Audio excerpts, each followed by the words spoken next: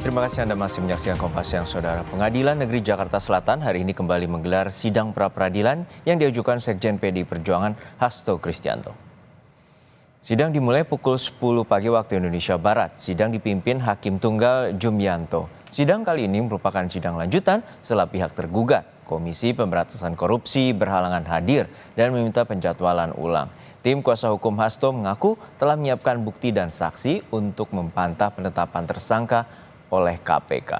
Hasto menggugat penetapannya sebagai tersangka kasus suap dan perintangan penyidikan mantan kader PDIP Harun Masiku yang kini masih buron.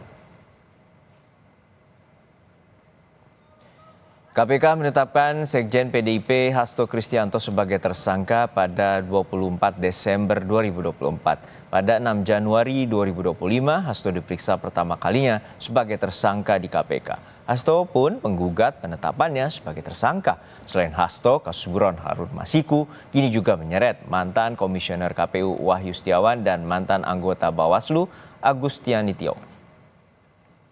Lalu bagaimana jalannya sidang pra-peradilan Sekjen PDIP Hasto Kristianto di Pengadilan Negeri Jakarta Selatan? Kita bergabung dengan jurnalis Kompas TV Fedriska Ananda dan juru kamera Ricky Sultana. Fedriska, untuk saat ini apa saja poin gugatan yang telah disampaikan oleh kuasa hukum Hasto Kristianto?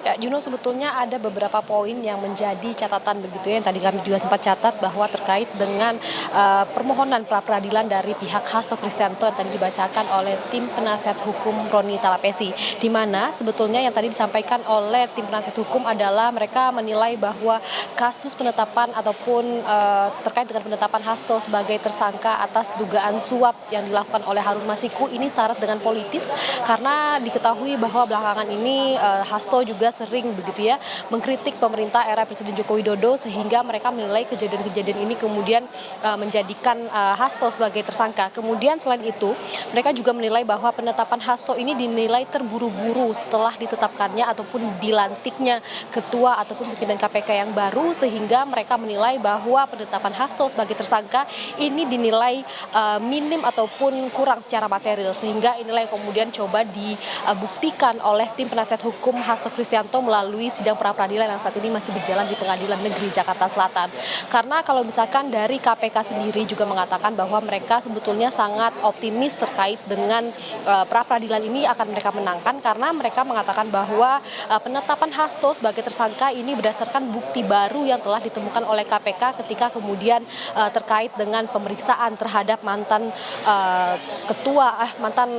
anggota KPU begitu ya, dan juga kemudian dari anggota Bawaslu, dan juga kemudian pemeriksaan-pemeriksaan yang sudah dilakukan oleh KPK pada hari-hari kemarin, sehingga ditetapkannya Hasto Kristianto ini dinilai sudah mencukupi dan juga sudah memenuhi alat bukti minimal 2 begitu ya untuk menetapkan Hasto sebagai tersangka.